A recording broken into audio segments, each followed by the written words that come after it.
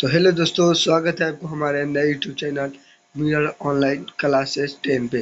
तो आज हम लोग पढ़ाने वाले हैं आपको केमिस्ट्री का चैप्टर 2 का सब्जेक्टिव, यानी अम्ल, क्षार एवं लवण का सब्जेक्टिव। तो सबसे पहले आप हमारे वीडियो को लाइक कर दीजिए और चैनल को सब्सक्राइब कीजिए और अपने प्यारे दोस्तों के पास शेयर कर दीजिए। तो अब हम लोग शुरू करने जा रहे हैं अपने पहले क्वेश्चन से। पहला क्वेश्चन क्या कहता है, अम्ल किसे कहते हैं? अम्ल किसे कहते हैं? अम्ल वह पदार्थ है जिसका स्वाद खट्टा होता है। अम्ल वह पदार्थ है जिसका स्वाद खट्टा होता है, जो नीले लिटमस के घोल को लाल बना देता है। जो नीले लिटमस घोल को लाल बना देता है, जलीय विलयन में हाइड्रोजन आयन मुक्त करता है तथा धातु पर उसकी अभिक्रिया से हाइड्रोजन गैस मुक्त होती है। इसी को हम लोग अम्ल कहते हैं। जैसे HCl, HNO3, H2SO4 आदि इत्यादि। अब अगले क्वेश्चन को हम लोग बढ़ते हैं। अगला क्वेश्चन क्या कर रहा है देख लिए। क्षारक क्या है? क्षारक वह पदार्थ है जिसका स्वाद कड़वा होता है। अम्ल वह पदार्थ है जो जिसका स्वाद खट्टा होता है, और क्षारक वह पदार्थ है जिसका स्वाद कड़वा होता है। यह लाल लिटमस पत्र को नीला कर देता है। यह लाल लिटमस पत्र को नीला यह लाल लिटमस पत्र को नीला कर देता है। इसका जलीय विलयन OH आयन माइनस में मुक्त करता है तथा अम्ल से अभिक्रिया कर लवण बनाता है जैसे NOH, CuO, CaO, CaO, CaOH का होल ट्वाइस। तो अगला क्वेश्चन हम लोग बढ़ते हैं। अगला क्वेश्चन क्या कह रहा है? अगला क्वेश्चन कह रहा है लवण किसे कहते हैं? लवण किसे कहते हैं? वे पदार्थ लवण कहलाते हैं जो लिटमस पत्रों के प्रति उदासीन होते हैं। वे पदार्थ लवण कहलाते हैं जो लिटमस पत्रों के प्रति उदासीन होते हैं। उदासीन धातु और अम्ल के बीच अभिक्रिया के फलस्वरूप लवण बनते हैं। तो देख लीजिएगा, लवण बनते हैं। इसका एग्जाम्पल है Zn प्लस 2HCl बराबर अभिक्रिया करता है तो NZnCl2 प्लस O2 बनता है। तो अगली क्वेश्चन की ओर हम लोग बढ़ते हैं। अगले क्वेश्चन क्या कहता है? तो अगला क्वेश्चन कह रहा है अम्ल का जलीय विलयन क्यों विद्युत का चालन करता है? अम्ल का जलीय विलयन क्यों विद्युत का चालन करता है? शुष्क अम्ल विद्युत का चालन नहीं करता। जो शुष्क अम्ल होता है वो विद्युत का चालन नहीं करता। शुष्क व्यवस्थाओं में HCl प्लस और H प्लस आयन भी मुक्त नहीं करता, यानी ये लोग मुक्त नहीं करते। जो ही अम्ल में हम अम्ल में जल की कुछ मात्रा मिला दी जाती है तो यह H प्लस आयन विमुक्त करने लगता है। अम्ल में विद्युत धारा प्रवाहित करने पर विद्युत धारा आसानी से बहने लगता है। H प्लस आयन के चलते जल से विद्युत धारा बहती है। यह जल विद्युत का चालन करने लगता है। तो अगले क्वेश्चन को हम लोग बढ़ते हैं। पहले इससे पहले आप इसको स्क्रीनशॉट खींच लीजिए, आपको बाद में याद करने में कोई परेशानी नहीं होगी। तो अगले क्वेश्चन की ओर हम लोग बढ़ते हैं। क्या कह रहा है? अम्ल और भस्मीय मूल्य क्या है? उदाहरण के साथ समझाइए। लवण दो आयनों से मिलकर बना है। इसमें से एक धनायन और दूसरा ऋणायन है। धनायन भस्म से प्राप्त होता है जबकि ऋणायन अम्ल से प्राप्त होता है। भस्म से प्राप्त आयनों को भस्मीय मूल्य और भस्मीय मूल्य कहते हैं। भस्म से प्राप्त आयन को भस्मीय मूल्य कहते हैं और अम्ल से प्राप्त आयन को अम्लीय मूल्य कहते हैं। जैसे सोडियम क्लोराइड के बनने में Na यानी भस्मीय मूल्य और Cl यानी अम्लीय मूल्य आपस में संयोग कर NaCl बनाते हैं।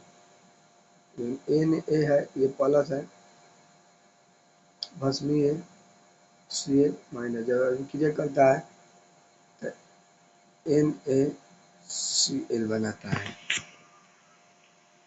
तो अगले क्वेश्चन को हम लोग बढ़ते हैं, पहले आप इस क्वेश्चन को देख लीजिए। पहले क्वेश्चन को बढ़ते हैं, अगला क्वेश्चन क्या कह रहा है, सोडियम हाइड्रोकार्बोनेट को दो उपयोग लिखिए। सोडियम हाइड्रोकार्बोनेट का दो उपयोग लिखिए।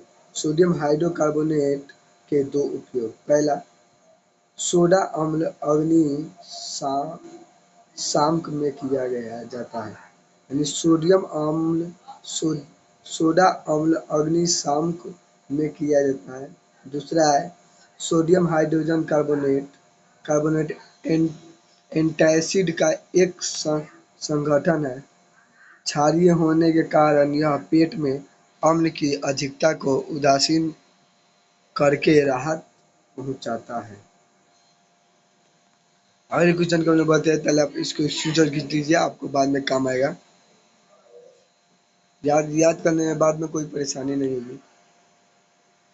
तो अगले क्वेश्चन को हम लोग बढ़ते हैं, क्या कह रहा है, लिटमस विलियन के बारे में आप क्या जानते हैं? लिटमस विलियन के बारे में आप क्या जानते हैं? तो लिटमस विलियन नारंगी रंग का रजक होता है जो थैलोफाइटा समूह के लाइकेन पौधे से निकाला जाता है। प्रायः इसे सूचक की तरह उपयोग किया जाता है। लिटमस विलियन उदासीन होता है और यह बैंगनी रंग का होता है। बहुत से प्राकृतिक पदार्थ जैसे लाल पत्ता गोभी, हल्दी, हाइड्रोजिया, पेट्रोनिया एवं जेरानियम जैसे कई फूलों की रंगीन पंखुड़ियों किसी विलयन में अम्ल एवं क्षार की उपस्थिति को सूचित करता है। इसे अम्ल क्षार सूचक तथा सूचक कहा जाता है। अम्ल क्षार तथा सूचक, अम्ल क्षार सूचक अथवा सूचक कहा जाता है। अगले क्वेश्चन को हम लोग बढ़ते हैं। सब क्वेश्चन आपको बिहार बोर्ड में बहुत इम्पोर्टेंट है। अगला क्वेश्चन है, पीतल या तांबा के बर्तनों में दही एवं खट्टे पदार्थ क्यों रखे जाते हैं, क्यों नहीं रखे जाते? ये आपके बिहार बोर्ड के लिए MVVI क्वेश्चन है, ये हर साल पूछा जाता है। तांबे या पीतल के बर्तन में दही नहीं रखना चाहिए। दही में अम्लीय गुण होता है, क्योंकि दही खट्टा होता है। तांबे के साथ दही की अभिक्रिया के फलस्वरूप धातु के लवण बनते हैं और दही का स्वाद बदल जाता है। तो दही प्लस कॉपर बराबर कॉपर लवण प्लस हाइड्रोजन। अगले क्वेश्चन की ओर हम लोग बढ़ते हैं। अगला क्वेश्चन क्या कह रहा है, क्या पावरोटी बनाने में बेकिंग पाउडर का उपयोग क्यों किया जाता है? क्या पावरोटी बनाने में बेकिंग पाउडर का उपयोग क्यों किया जाता है? तो बेकिंग पाउडर बेकिंग सोडा और टार्ट्रिक अम्ल का मिश्रण होता है। जब इसे जल में मिलाया जाता है तो कार्बन हाइड्रोक्साइड मुक्त होता है, NaHCl3 प्लस हाइड्रोजन आयन, जब अभिक्रिया करता है तो CO2 प्लस अम्ल का सोडियम अम्ल, ये कार्बन डाइऑक्साइड मुक्त होता है। इधर है, इस अभिक्रिया में उत्पन्न कार्बन डाइऑक्साइड के कारण पावरोटी का केक फूल जाता है तथा इसे यह मुलायम और स्पंजी हो जाता है।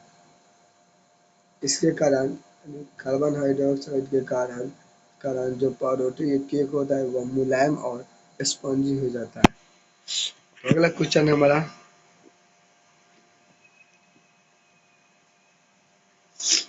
ये बहुत क्वेश्चन इम्पोर्टेंट है, ये भी क्वेश्चन बहुत इम्पोर्टेंट है।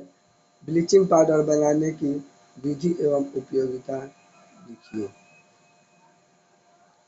शुष्क भुजा हुआ चूना पर क्लोरीन गैस की क्रिया से विरंजक चूर्ण बनता है, यानी शुष्क भुजा चूना पर क्लोरीन गैस की क्रिया से विरंजक चूर्ण बनता है। जैसे CaOH का होल प्लस Cl2 जब अभिक्रिया करता है तो CaOCl2 प्लस O2 बनता है। इसके उपयोग यानी लॉन्ड्री से साफ कपड़े के विरंजक के लिए, लॉन्ड्री से साफ कपड़ों के विरंजन के लिए, पीने वाले जल को जीवाणु से मुक्त करने के लिए, रोगाणुनाशक रोगाणुनाशक के रूप में। तो अगला क्वेश्चन है, आप इसको जल्द से खींच लीजिए क्योंकि ये क्वेश्चन बहुत इंपॉर्टेंट है। तो अगले क्वेश्चन के लिए हम लोग बातें हैं। अगला क्वेश्चन क्या कह रहा है, हाइड्रोक्लोरिक अम्ल के कुछ उपयोगों को लिखिए। हाइड्रोक्लोरिक अम्ल के निम्नलिखित उपयोग हैं। पहला, इस्पात की सफाई करने में। दूसरा, अमोनिया क्लोराइड बनाने में। तीसरा, औषधियों के निर्माण में। चौथा, सौंदर्य प्रसाधन में। तो इसका हाइड्रोक्लोरिक अम्ल के ये सब उपयोग है।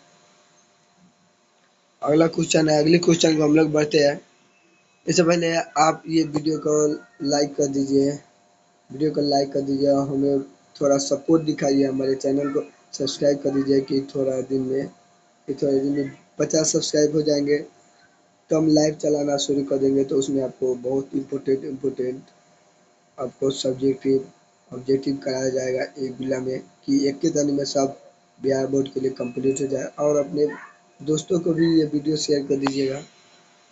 अगले क्वेश्चन को हम लोग बढ़ते हैं। अगला क्वेश्चन क्या कहता है, सोडियम हाइड्रोक्साइड के कुछ उपयोग लिखिए। सोडियम हाइड्रोक्साइड के निम्नलिखित उपयोग है। पहला, धातुओं का ग्रीज हटाने में उपयुक्त होता है। दूसरा, साबुन बनाने में इसका उपयोग होता है। तीसरा, अपमार्जक के निर्माण में। चौथा, कागज बनाने में।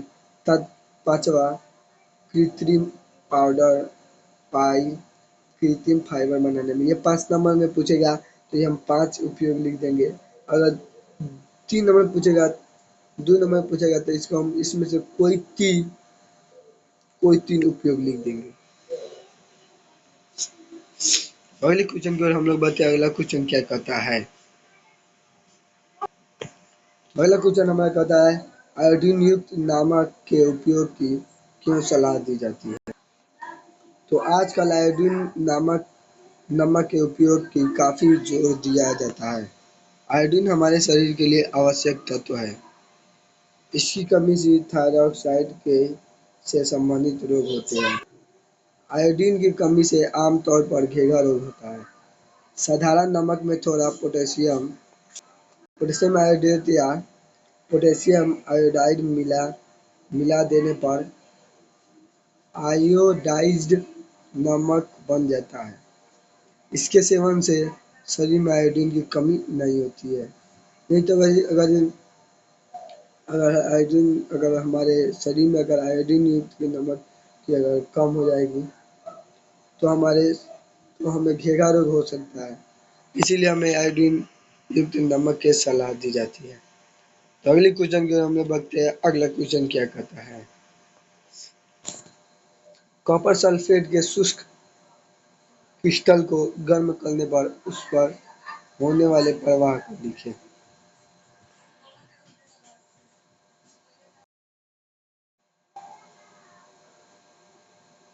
एक शुष्क परख नली में कॉपर सल्फेट के कुछ क्रिस्टल लेकर स्पिरिट लैंप पर गर्म कीजिए। गर्म करने पर इसका नीला रंग समाप्त हो जाता है और यह श्वेत हो जाता है। परख नली के दीवार पर जल की बूंदें दिखाई पड़ती है। क्रिस्टल में पांच अणु जल होते हैं। जल के हटने पर क्रिस्टल रंगहीन हो जाता है। अगर इस श्वेत पदार्थ पर पुनः जल की बूंद डाली जाए तो इसका रंग पुनः नीला हो जाता है। कॉपर सल्फेट क्रिस्टल के जल के अणु वर्तमान रहते हैं। इसका रंग नीला हो जाता है। तो अगले क्वेश्चन की ओर बढ़ते हैं। अगला क्वेश्चन क्या कहता है हमारा, ये सब आपके परीक्षा के लिए बिहार बोर्ड 2027 के लिए बहुत महत्वपूर्ण है। तो अगले क्वेश्चन की ओर हम लोग बढ़ते हैं। अगला क्वेश्चन क्या कर रहा है? पहला क्वेश्चन कह रहा है अम्ल एवं क्षारक के बीच अभिक्रिया को उदासीनीकरण अभिक्रिया कहते हैं। क्यों? उदाहरण दीजिए। अम्ल और क्षारक के बीच जो अभिक्रिया होता है उसे उदासीनीकरण अभिक्रिया क्यों कहते हैं? अम्ल एवं क्षारक के बीच की अभिक्रिया से लवण तथा जल बनता है, अर्थात दोनों एक दूसरे को उदासीन कर देता है। इसलिए अम्ल एवं क्षारक के बीच की अभिक्रिया को उदासीनीकरण अभिक्रिया कहते हैं। तो उदाहरण में अभिक्रिया निम्न प्रकार के हैं। पहला NaOH प्लस HCl अभिक्रिया करता है तो NaCl प्लस H2O बनता है। तो अगली क्वेश्चन को बात है। अगला क्वेश्चन हमारा क्या कर रहा है? अगला क्वेश्चन कह रहा है कि हमारे अमाशय में अम्ल की भूमिका क्या है? जो हमारे अमाशय है यानी पेट में, उसमें हमें अम्ल की भूमिका क्या है? तो हमारे अमाशय में अम्ल की भूमिका निम्नलिखित है। पहला पहला हमारे अमाशय में हाइड्रोक्लोरिक अम्ल जठर ग्रंथियों के स्वारित होता है और भोजन में अम्लीय माध्यम प्रस्तुत करता है। इसे जठर रस का पेप्सिन नामक एंजाइम अम्लीय माध्यम से कार्य कर सके। दूसरा है यह भोजन में उपयुक्त रोगाणुओं को अक्रियाशील एवं नष्ट करता है। तीसरा, यह भोजन को शीघ्रता से नहीं पचने देता,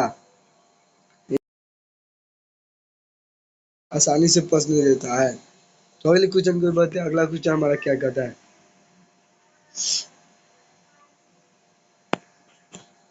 अस्पतालों में टूटी हुई हड्डियों को जोड़कर बैठाने के लिए उपयोग में लाए जाने वाले यौगिक का नामोल्लेख कीजिए। इसको कैसे निर्मित करते हैं? अस्पतालों में टूटी हुई हड्डियों को जोड़ने के लिए जिस यौगिक का उपयोग किया जाता है उसे प्लास्टर ऑफ पेरिस कहते हैं। इसे रासायनिक दृष्टि से कैल्शियम सल्फेट डेमीहाइड्रेट यानी CaSO4 H2O कहते हैं। इसे भट्ठी में जिप्सम को 373 केल्विन ताप पर गर्म करके बनाया जाता है। जैसे CaSO4 H2O को अगर 333 डिग्री केल्विन ताप पर अगर हम करेंगे तो CaSO4 plus half H2O plus one half plus H2O प्राप्त होता है। वन हाफ H2O प्राप्त होता है। ये नहीं होगा, हाफ H2O प्लस H2O प्राप्त होता है यानी gypsum plus plaster of Paris. अगली क्वेश्चन हम लोग बात है। अगला क्वेश्चन क्या कहता है? व्यंजक चूर्ण के क्या क्या महत्वपूर्ण उपयोग है? तो व्यंजक चूर्ण के निम्न महत्वपूर्ण उपयोग है।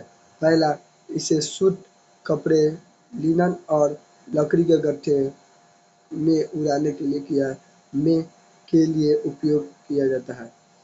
दूसरा है पीने योग्य पानी से हानिकारक जीवाणुओं के इलाज के लिए इसका उपयोग किया जाता है। चौथा है क्लोरोफॉर्म बनाने में उपयोग होता है। चौथा है न सिकुड़ने वाली ऊन का उसकी सहायता से निर्माण किया जाता है। प्रयोगशाला और उद्योगों में ऑक्सीकारक का कार्य करता है। अगला क्वेश्चन की ओर बढ़ते हैं हम लोग। अगला क्वेश्चन क्या कहता है? अम्ल का सामान्य गुण बताइए। अम्ल के सामान्य गुण है। पहला, इनका स्वाद खट्टा होता है। ये नीले लिटमस पदार्थ को लाल कर देता है। इनका घोल साबुन के घोलन की तरह चिकना नहीं होता। ये धातुओं के साथ क्रिया करके हाइड्रोजन गैस बनाते हैं। पांचवा, ये कार्बोनेट के साथ क्रिया करके कार्बन हाइड्रोक्साइड उत्पन्न करते हैं। अम्ल क्षारकों से क्रिया करके लवण और पानी बनाते हैं। तो अगले क्वेश्चन है हमारा। अगला क्वेश्चन की ओर बढ़ते हैं। अगला क्वेश्चन है अम्ल की हमारे जीवन में हानियाँ लिखिए। अम्ल की हमारे जीवन में हानियाँ निम्नलिखित है। पहला, ये सजीव कोशिकाओं को नष्ट करते हैं। सांद्र अम्ल त्वचा और कोमल रंगों को गंभीर क्षति पहुंचाते हैं। तीसरा है कुछ खाद्य पदार्थों को खराब कर देते हैं। तो अगला क्वेश्चन की ओर हम लोग जा रहे हैं। तो हम लोग लास्ट में आपको एक बड़ा सा खबर देंगे कि उस खबर से क्या होगा, हम लोग को एक लास्ट में बताएंगे। तो अगले क्वेश्चन को हम लोग बढ़ते हैं। अगला क्वेश्चन क्या है, क्षारकों के सामान्य गुण लिखे। क्षारकों के सामान्य गुण निम्नलिखित है। इनका स्वाद कड़वा होता है, ये साबुन जैसे चिकने होते हैं तथा त्वचा को क्षति पहुंचाते हैं। ये लाल लिटमस पट को नीला कर देता है। ये हल्दी के रंग को भूरा भूरा कर देता है। ये अम्लों के साथ क्रिया करके लवण तथा पानी बनाते हैं। ये फिनाल्फथेनिलीन के घोल को गुलाबी कर देता है। तो अगला क्वेश्चन की ओर हम लोग बढ़ रहे हैं। इससे पहले आप लोग को हमारे वीडियो अगर अच्छा लग रहा होगा, आप लोग को हमारा वीडियो अच्छा लग रहा होगा तो हमें थोड़ा सपोर्ट कीजिएगा, सब्सक्राइब कर दीजिएगा और हमारे वीडियो को लाइक कर दीजिएगा, अपने दोस्तों के पास शेयर कर दीजिएगा। बस हमसे यही उम्मीद है कि आप लोग हमें सपोर्ट कीजिएगा तो हम लोग हर दिन आपके लिए वीडियो बनाकर भेजते रहेंगे। तो अगला क्वेश्चन है, साधारण नमक की उत्पत्ति कहाँ से होती है, स्पष्ट कीजिए। जो साधारण नमक होती है उसकी उत्पत्ति कहाँ से होती है, स्पष्ट कीजिए। पहला, समुद्री जल। साधारण नमक उसका दो दो तरह से उत्पत्ति होती है, एक पहला समुद्र से, एक खनिज नमक से। पहला समुद्र नमक, समुद्री जल के साधारण नमक की बहुत बड़ी मात्रा घुली हुई है। समुद्री जल से नमक की प्राप्ति लवण करारियों के माध्यम से होती है। सूर्य के ताप और वायु की सहायता से समुद्र का वाष्पीकरण होता है, इससे नमक की प्राप्ति होती है। इस नमक में MgCl2, MgSO4 जैसे अनेक अशुद्धियाँ मिली होती है। इन अशुद्धियों को दूर कर शुद्ध नमक प्राप्त कर लिया जाता है। अब खनिज नमक। संसार के अनेक भागों में ठोस लवण का निक्षेप होता है। यह खनिज लवण तब बना था जब युगों पहले समुद्र का कोई हिस्सा सूख गया। इन नमक का खनन उसी प्रकार से होता है जैसे कोयले का क्रिया किया जाता है। जैसे मंडी, खेवड़ा यानी मंडी हिमाचल में, खेवड़ा पाकिस्तान में आदि में ऐसा नमक उत्पन्न होता है। अशुद्धियों के कारण यह नमक प्रायः भूरे रंग का होता है। कभी कभी भूमि तल का की गहराई से जल में घोलकर पंपों की सहायता से बाहर निकाला जाता है। अगले क्वेश्चन में अगला क्वेश्चन हमारा क्या कर रहा है, धोने का सोडा तथा बेकिंग सोडा के दो उपयोग लिखे। पहला, धोने के सोडा जल की अस्थायी कठोरता को दूर करने में। दूसरा, कांच, साबुन, पेपर तथा बोरॉक्स, कॉस्टिक सोडा इत्यादि अनेक महत्वपूर्ण यौगिक के उत्पादन के लिए बेकिंग सोडा का उपयोग एंटासिड का एक संगठन क्षारीय होने के कारण अम्ल से आधिक्य को उदासीन करता है। दूसरा, यह खाद्य एवं पेय पदार्थों के जलीय पदार्थ के रूप में उपयुक्त होता है। बेकिंग चूर्ण में सोडियम हाइड्रोजन कार्बोनेट एवं टार्टिक अम्ल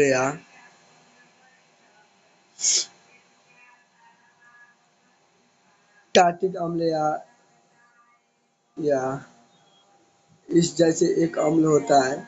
यह बेकिंग चूर्ण को गर्म करते हैं तो इसमें विद्यमान सोडियम हाइड्रोजन कार्बोनेट विखंड होकर कार्बन हाइड्रोक्साइड एवं सोडियम कार्बोनेट उत्पाद प्रदान करता है, जैसे हाइड्रोकार्बन बाध्य करके ब्रेड एवं केक फुलाते हैं। तो इसका स्क्रीनशॉट खींच लीजिए पहले, ये थोड़ा लंबा है इसीलिए। हो गया।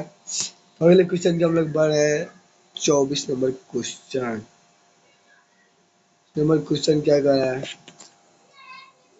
कि प्लास्टर ऑफ पेरिस का उपयोग लिखिए। प्लास्टर ऑफ पेरिस का निम्नलिखित उपयोग है। पहले, इसे सांचे, खिलौने सिरेमिक बर्तन आदि में बनाने में उपयोग किया जाता है। पहला सजावटी सामान, मूर्तियों आदि इससे बनाते हैं। अस्पतालों में अस्थि ये सब इनका उपयोग है, आप लोग याद करिएगा। तो हम लोग वो जो कह रहे थे बताने के लिए वो बता रहे हैं। हम लोग कल या